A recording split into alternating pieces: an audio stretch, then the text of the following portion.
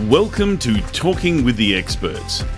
This is where we discuss great ideas to take your business to the next level. How do we know these ideas work? Well, it's because we're talking with business owners who are using these ideas. Business owners who have years of experience and expertise. All things business by business owners for business owners. And now, here is your host, Rose Davidson. Hi, I'm Rose Davidson from Talking with the Experts. I'd like to take this opportunity to thank Global Glamping Charities for their valued support. Global Glamping Charities, solving homelessness in all its forms. Reach out to them at globalglamping.org.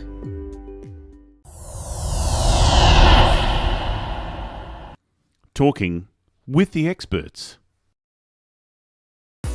In episode 464, Suzanne Jabour discusses with us how we can create a griever-friendly workplace. We just need people to witness, right? We just need people to acknowledge, to mirror back, right? If you can just say to the person, oh my gosh, that's so terrible. It's okay to acknowledge that it's terrible. I think sometimes we don't want to say how terrible it is because we don't want to surprise the person with how terrible it is, or we don't want to say something about their loved one because we don't want to remind them that they're gone. But that person who's grieving absolutely knows it's terrible, and they know their person is gone. So you're not reminding them. In fact, your acknowledgement often is a relief, because that sense that you have when you're grieving that there's something wrong with you, or that everyone else is managing to carry on with their normal life and your life still is shattered and you don't know what to do next. If someone else... Talking with the Experts. Hello and welcome to Talking with the Experts. I'm your host, Rose Davidson from rosedavidson.com. Talking with the Experts is all about business by business owners for business owners. You can find it on all good podcasting streaming platforms and on YouTube. Now, grievers at our business, both in our staff and in our clients, and most business owners don't know how to support them or create a griever-friendly workplace. And when we have the skills and the mindset to support them, we can build better relationships and promote loyalty. And my next guest, Suzanne Jabour, is going to be discussing with us how we can help us, not only ourselves, but the people around us through the grieving process. Now, Suzanne is a grieving mum who has found meaning in her loss through helping grievers and those who are supporting them. She now helps other grievers chart their unique grief path. She also works to help people and organisations build the skills and protocols to better support people who are grieving and normalize that grief as an expected and healthy part of our lives. She is a transformational coach and workshop leader and a certified grief educator. Suzanne, thank you so much for joining me today. We were talking a little bit off camera about how grief can affect all facets of our life. And I'm looking forward to learning more about how you can help people navigate the process through that. So welcome. Thank you. Thank you so much for having me. I'm so appreciative to people who are willing to open up this conversation, which for many of us, we would just like to turn tail and run away. So I really appreciate you creating this space to have this talk. Thank you. It's my pleasure. Absolutely. I think grief is something that we don't talk about. We don't understand it. When it happens to ourselves, there's the process that we go through. But when it's happening to someone around us, whether it be at the workplace or in family or friends, we always find it difficult to have those conversations. So firstly, I'd like to ask you how you came to be doing what you're doing. So what background is there that prompted you to want to help others? Yeah, so I came to being a grief educator from my most recent loss, which was the death of my son, Ben, in September of 2020. He was 22, and that loss just hit me, as you would expect, I think. differently than any I had experienced before. My dad died when I was in my 30s and my mom when I was in my 40s. So it wasn't the first, close relation that I had lost. Of course, I'd gone through the sort of more normal losses of grandparents and, elder aunts and uncles and things like that. But there's something about the out of order death and the death of a child that for me just was a whole next level, experience that I was not completely unprepared for, because I had a robust sort of toolbox of skills, but not ones that I had used in grief before necessarily. And I was really surprised by a lot of what I now call sort of the symptoms of grief that nobody talks about. And that's the part where it really shows up in the workplace, right? When you're dealing with extreme brain fog and, sleep issues and digestive issues and, all the physical things that happen on top of the psychological things and the emotional things and, everything that's just going on. And part of what happened for me is I became so curious about why people who I had thought had, a really great set of tools and were really able to be, vulnerable and talk about difficult things, even those people couldn't show up for me. And there's this kind of acknowledged and accepted norm in grief that it will change your address book.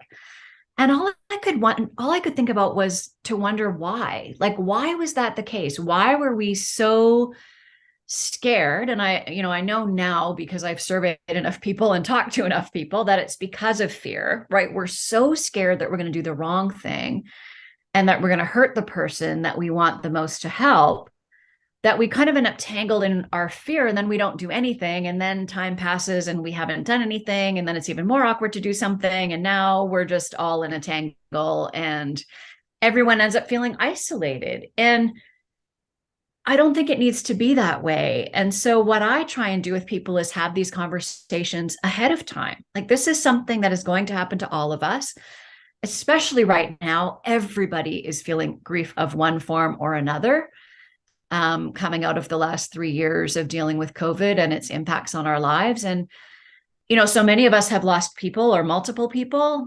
And if you haven't lost that, you've lost, on a big existential level, right? We've all lost our sense of how the world works and what normal even is. And on, things that we would kind of rank as being smaller, we've lost like graduations and ceremonies and weddings and vacations. And as we were saying before, that collegial going to the office, like the colleagues that you have and those acquaintances that you chat with in the coffee room or the lunchroom, for a lot of us that now work from home, that ended. So we have a lot of losses that we're kind of bypassing the grieving of.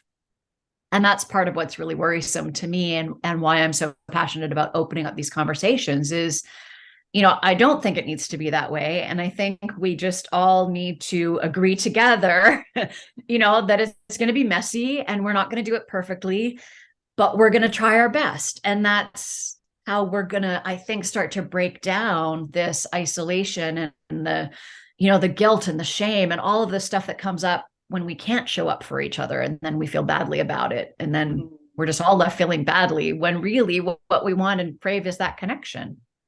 Yeah. My first dealing with grief was, when I was about 6 and my grandfather passed away. And then wasn't that long after I'd lost a good friend from school who was, was unfortunately run over and died at the scene. And that was, really horrendous. And for me, my parents didn't help me deal with that grief at all. And whether, because I was a child, they probably thought, you'll just get over it. But it really stuck with me for a lot of years. And it took me a long time to get over that grief, even though, it happened when I was so young. I was probably in my 20s before I even, really dealt with the grief of that and worked out how I could get over and not think about, that poor young boy. But, there's other kinds of grief too, like estrangements in families, especially with your children. There is a huge feeling of loss, and it's hard to deal with as the individual who it's happening to, but when other family members are aware of this estrangement, they, will all seem to come with their opinions but then don't help the person who's dealing with this. And so how can we better understand or allow others from the outside to understand what we're feeling? First of all, I just want to acknowledge your loss. That's grief. That's where grief and trauma intersect, right? When you lose someone at a young age in such a traumatic way. And then, I absolutely get it. When my dad died, my daughter was 4, and people told me over and over again that she was too young to be grieving. And I kept telling them that I didn't care what they thought, but she was. And so could you help us? Right. So there is that weird thought that there's an age where people are too young to be grieving, which, has some merit in some ways. But I also think that young people grieve. Absolutely. Young children understand a loss in a different way maybe than we do, but they experience it. So I'm so sorry that happened. And I'm so appreciative that you had that opportunity to really in your 20s kind of look back and go, well, wait, this thing happened and I'm still carrying that. I often explain it as like this backpack that we just want to keep stuffing our grief into and our losses because we don't want to acknowledge them or we don't know how. And so we just keep stuffing them in this backpack that eventually gets too heavy and we can't carry it anymore, or it explodes or something bad happens. So the more we can deal with it as it's happening, the better. And I think really part of what's hard with grief is we want to fix it. We want to go in and we want to make it better. And I think that's even more tangly with estrangement because, for me, Ben is gone. So there's no hope there that he will be back again physically in my world. But when you're talking about an estrangement, you carry that duality of deep grief and hope, because you hope that at some point this can resolve and turn into something other than what it is now, and you can be reconnected. And that sense of the complexity of that, I think, is overwhelming. And also because the person is still alive, I think people feel more like they can fix it. So they want to show up with all their suggestions and recommendations and all the things they think you should be doing, right? And that's where I love that Brené Brown idea, which is like, if you're not in the arena, like if this is not happening to you, I am not here to listen to your suggestions. Like, thank you so much, but I'm not interested, right? Which is so hard for us to hold that boundary. I think the thing that's fairly universal for people who are experiencing grief from losses, big and small, estrangements, deaths, lost jobs, businesses, there's so many of them right now. We just need people to witness, right? We just need people to acknowledge, to mirror back, right? If you can just say to the person, oh my gosh, that's so terrible. It's okay to acknowledge that it's terrible. I think sometimes we don't want to say how terrible it is because we don't want to surprise the person with how terrible it is. Or we don't want to say something about their loved one because we don't want to remind them that they're gone. But that person who's grieving absolutely knows it's terrible and they know their person is gone. So you're not reminding them. In fact, your acknowledgement often is a relief, because that sense that you have when you're grieving that there's something wrong with you, or that everyone else is managing to carry on with their normal life and your life still is shattered and you don't know what to do next. If someone else from that normal life that's carrying on, it feels like without you in those early days, right? Like you leave the funeral and everyone gets back in their car and goes to the grocery store and lives their life and you're still left with these shattered pieces, right? If someone from that kind of normal world comes back to you and touches base on occasion to just say, yeah, it's okay. Like, I know this is terrible. It's terrible. And, I'm here for you. I think we've all been a bit led astray by the platitudes and cliches that we've learned from the past, and they really don't serve us any longer. So I love for people to do it. I do this in workshops sometimes. We do a brainstorming, we write them all down. And then I tell people to look at that list and, we're making this pledge that we're never going to say any of those things again because they're so terrible. Right. And it's funny when you start to make a list of them and write them down, then you're like, oh, these are atrocious. But if you can just speak honestly to the person, and especially in a work situation, if you're the boss or the supervisor or the colleague, There's a different kind of relationship. You're not necessarily going to bring them food or show up to help with their garden or, all of those things you might do for someone who you're friends with outside of the workplace. But there are really things you can do in the workplace that help with those symptoms that we were talking about, that brain fog, being able to remember what day it is, right? I spend a lot of time not knowing what day it is. And I'm like over 2.5 years in now to this, this grief journey. So if you can help with those kinds of things, what would happen if you had a big calendar on the wall or somewhere where everybody had it? Or, now with technology, we can all add events to each other's calendars, and lots of workspaces have, Google Teams or things like that, where you have these shared documents and shared calendars.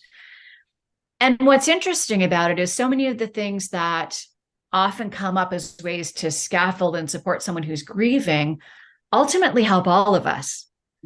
So, you're doing it because someone needs extra support, but the side benefit of it is for everybody else, it releases a whole bunch of the brain capacity they're using trying to remember stuff, and actually lets us do, creative problem solving and project completion and, fun things like that, which are way better for the business than if we're spending our time trying to remember, oh, shoot, is that meeting on Tuesday or Wednesday, right? Because if it's all documented somewhere and we all know where we can go to find it, that frees up that mental capacity to do much more interesting and exciting things. Yeah. And I think that, the person who's grieving, the support that they receive from colleagues is, as you say, just a shared calendar, for instance, or, just to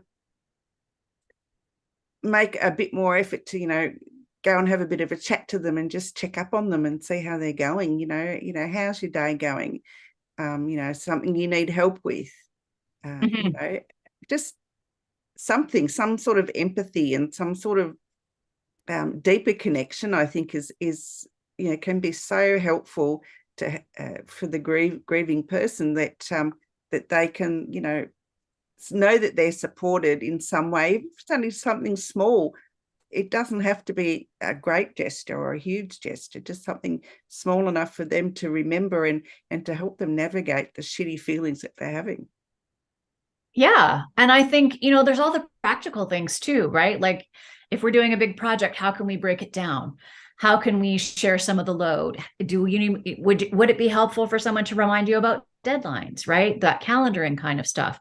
Would it be helpful if for a little while someone took some of your duties, right? And it all needs to be done in conjunction with the griever. It's so interesting to me. I was messaging with a woman the other day, and she was saying she ended up leaving her job. So she had a job where they had really provided her a lot of support. She was another mom who lost a son. And the problem, though, then became there was no way for them to release that support and for her to step fully back into her role. And she became in the office the woman who lost a son. And she didn't feel like she could ever move from that identity. So she ended up leaving the company. So even with all these great intentions, they had kind of made a mess of it because it wasn't being led by her. It wasn't being done in consultation with her. So that's the thing that's so important too. And the other thing to remember is, I was a griever who grieved out loud. I just had to. That was the only way I was going to survive. But there's a whole spectrum of how people want to mourn. So if the external part is the mourning, I just mourned out loud. I was a hot mess everywhere. I was very grateful I was in a workplace where that was okay and people understood, and I had a lot of grace because of the kind of loss I had dealt with. But there are other grievers too who want to come to work almost as a respite from their grief. So they want to come and at least have a sense that, like, for this 7.5 or 8 hours or however long, I'm going to be as normal as I can. And something that can help those grievers is having a place where if you get overwhelmed and you lose that thread of like, okay, I'm just here being my old self and trying to be normal and be productive, to have a space where you can go where you're overwhelmed is really amazing too. And that all, that's another thing. It serves everybody. Like we all have moments of overwhelm at the office. And if we knew that there's like this pretty, I don't know, pick a pretty corner somewhere that's like the quiet corner in kindergarten, that you just know if someone goes there, they just need a minute. They don't need a big production number, right? No one needs to go and hold their hand or bring them tea or anything. They just need a minute. And then they're going to, we're all pretty good at self-regulating for the most part. They're going to get it back together. And then they kind of come back. And we could all use that space, right? So we're not really doing anything for grievers that doesn't also benefit the rest of us and give us all that understanding that we're actually okay to bring our whole selves to work. It's okay to be at work and feel overwhelmed by something. It's okay to be at work and have feelings and have conversations and have, that sense of, I always start with talking about how, we really need to learn how to understand our emotions better and have a better vocabulary than kind of the mad, sad, glad trifecta, right? We need to dig a little deeper than that. And we need to be a little more vulnerable than maybe we're comfortable. So that, of course, is things, most of us don't practice that at the workplace. We don't necessarily practice it very well with our closest friends and family. But if you could start with your closest friends and family, start with small, safe spaces at work. If we can create that sense of connection, and you mentioned empathy, like that's the other thing that's brilliant about showing up to support someone. You're building all that empathy muscle. So we're all kind of in training together, right? As if we were at the gym, just building these muscles that we don't use all the time that really would help us feel so much more connected in this time when I think so many of us feel isolated and fractured off from each other. And another thing too is that, when someone's grieving and others around them, you don't want to mention the deceased person because, for fear of, and again, based on fear, for fear of upsetting the person who's mourning. However, sometimes, it's like the deceased person has just disappeared and has never existed. And that could be quite traumatic as well. Because, sometimes the person that's mourning want to talk about the deceased person because it allows them to still feel close to them in some way. And, to ignore the deceased person is like, it can be even more traumatic for the person. Yeah. And it feels really isolating. Right? Because if I'm thinking about Ben a lot, which I do because, he's my child. So I think about him a lot. And then if someone else comes to me and says, oh my gosh, I was thinking about him the other day, or I saw this funny thing that reminded me of him, or remember that time when that's a real gift to me. Because then I know that other people remember too. And so then even if, as we were talking about before, like everyone else has kind of gone back to their normal life and you're still kind of struggling to figure out what next normal is and who you are and what your life is going to look like, and all those big things, to know that other people still remember is really helpful. Like I often suggest to people that, a really lovely thing to do is to put, the day that the person died in your calendar with an annual, repeat an annual repeat and a couple days ahead reminder, and to just send someone a text message saying, thinking about you and your person, whoever it is today, to know other people remember and that other people care enough to say something. It releases some of that isolation, because grief can be very isolating. You're in the depths of something that we all try as little as possible to talk about and acknowledge that it's a thing. That's really isolating, right? And because we don't talk about it, so many of the things that happen to you come as a surprise. So you're experiencing something like brain fog, which is super common. But when it happened to me this time, I had no idea that was a thing. So of course you think you're losing your mind and there's something wrong with you and this has never happened to anyone else. If we can take anything away from this conversation, it's that if you're feeling it and experiencing it in grief, it's probably happened to someone else as well. Like Absolutely. There's such commonality of our experiences, even though they're really unique. But because we don't talk about it, we don't say, oh my gosh, like for months and months after, my digestive system was a hot mess and I couldn't sleep and my hands and my feet were all tingly. Nobody's telling you any of that. So when it happens to you, you think something's wrong. But it's really not. It's just how grief works. Yeah, and grief affects people, each individual differently. There's no cut and paste or one size fits all or any of that No. sort of stuff. People deal with it and are affected by it in such huge ways that there should be well, you can't even write a manual on it really because it's No. so diverse. It's just it's an individual thing. Yeah. I mean, there's certainly some commonalities and some more common things than others. But yeah, and what's interesting about it too is that for the person who's grieving, it's different every time. Like my grief for my dad was different than my grief for my mom, and is different from my grief for Ben, and is different for my grief for all the other things. So it's really, that's part of what makes it tricky, is that even if you go into it thinking, oh yeah, I've done this before, I know how to do it, you get smacked in the face with something or other you weren't expecting. And then you're kind of back to square one going, wait, like I thought I had this nailed. And all of a sudden it's a completely new experience. Yeah, I totally get it. I think it's it's especially if it's a child, I mean, or a spouse, I think, and even, the feelings and emotions that go with that are, are different again because of, the connection that you've got with that individual. However, it can be, it's, I don't know. I can't explain it. It's here. It's feeling. I can feel it in my heart, but it's hard to express. But a lot of us, when we're talking to someone who's had a loss, we're ourselves at a loss for words, what to say. Do you just say, oh, my condolences, or I'm sorry for your loss, or what are the things that you shouldn't say, perhaps, rather than things that you should say?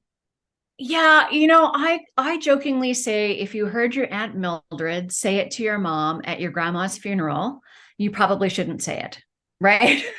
So all those old cliches and platitudes, really, they just don't serve us anymore. They feel like they're from like a past generation. I have a theory about them being from around the 50s, right? Where we were all pretending to be the Cleavers, and we were on the exterior, everything was fine. And we were just gonna, get over it and move on and, get stronger and be more resilient, all that malarkey that people say. I am a fan of I'm so sorry. Condolences to me feels weirdly, I don't know, old fashioned somehow. If that's something that you feel like you would naturally say, by all means. For me, that just feels kind of weird in my mouth. What I really encourage people to do is just speak from the heart, speak what's true for you. It's okay to share how you're feeling. You're not, not to hijack what they're feeling or, center yourself, right? But there's something to be said for acknowledging that what's happening is awful. I say to people regularly, like, I so wish this wasn't happening to you. Like, I wish you weren't going through this, but you are. And so, what do we do next? And I think it's okay too. I found it really comforting for people to say they didn't know what to say. So if you genuinely don't feel like you know what to say, it's okay to say that.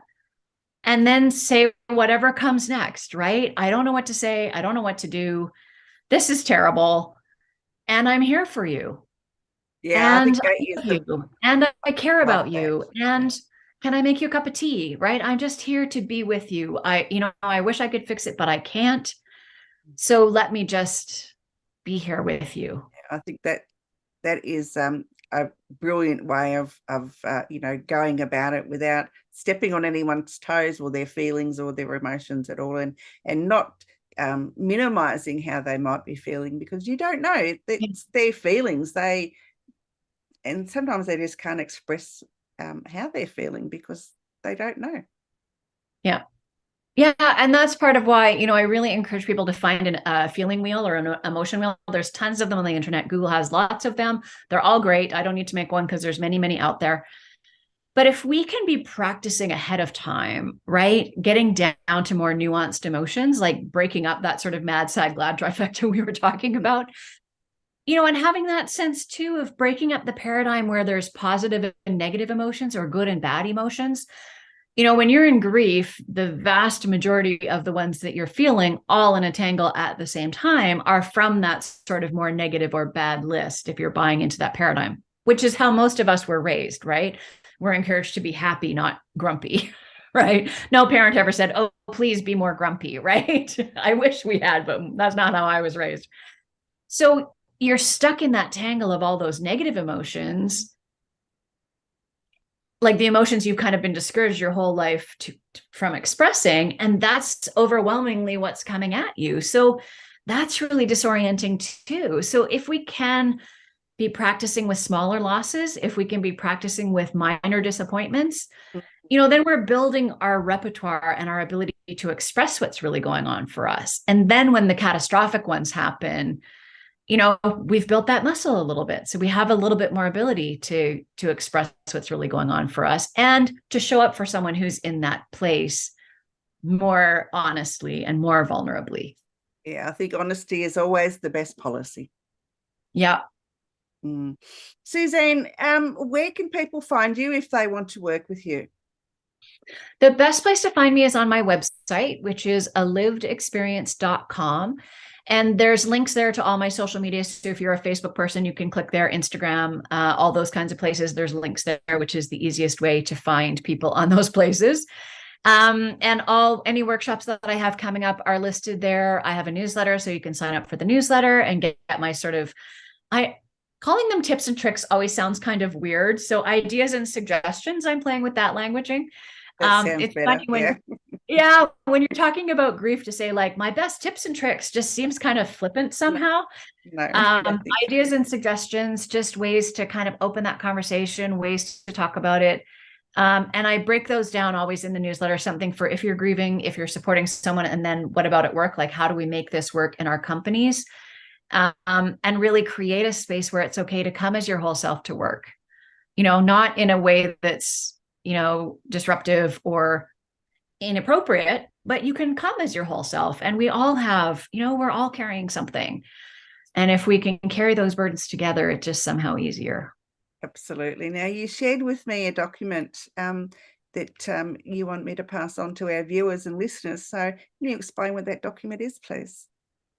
Yeah, it's a little short ebook, which has sort of a breakdown of how grief might show up at work and some things that you can do. So it's a really great starting point if you've either not thought about this at all or thought there's something weird going on and I wonder what it is. It might be grief, especially right now when really, I will argue to anybody that everybody's grieving something and we're just all kind of pretending that we're not. And has some ideas and suggestions of places you can start. And it's just, I think it's about 6 pages. So it's a super short read. It's not intended to be overwhelming or heavy. I found for me, especially in the early days of grief, I couldn't read anything very dense. So it's really designed to be an easy read, just to give you a starting point, and get a sense of kind of what I think and what I think would be helpful. So yeah, that's great. If people can access that, it's really super helpful. A great document. And I'll make sure that I share the link to that in the show notes. Suzanne, if you were to offer any advice to somebody, what would that be? So if you're a griever, I would say just know that whatever you're experiencing is probably normal. And as much as that is terrible, it's probably normal. So, you're not losing your mind. There's nothing wrong with you. It's been felt by someone before. If you're a business owner or you're looking at your workplace and your staff, I would love for you to have a conversation with them and just say, you know what, I was listening to this podcast the other day. You could play it for them. You could give it as a signed listing on the way home if you'd like, but to just open up the conversation and just to say, like I'm realizing as I look around, there's grief all around us right now. And who's feeling it? Who doesn't understand what's going on for them? And maybe it's grief. And is there a space we can talk about it and come up together with, what would we like that to look like here? And that's certainly something that I love to do with companies, but there's a lot of business owners that can at least start the conversation, at least express that they understand and they're open to you coming to work as your whole self. that really creates a lot of safety for people. And ultimately, most business owners want to help people because they're great humans, but it also impacts your bottom line, right? If you're losing staff because they don't feel supported and you're having to go through a hiring and training and all of that stuff. And same with customers. If you're losing people because they don't feel comfortable, that's hurting your bottom line and it's impacting your ability to do a great job. And that's really important too. Absolutely. Great wisdom there. Thank you for sharing that. Suzanne, it's been an absolute pleasure. Thank you so much for sharing it with us. And I look forward to talking to you again soon. You're so welcome. Thank you.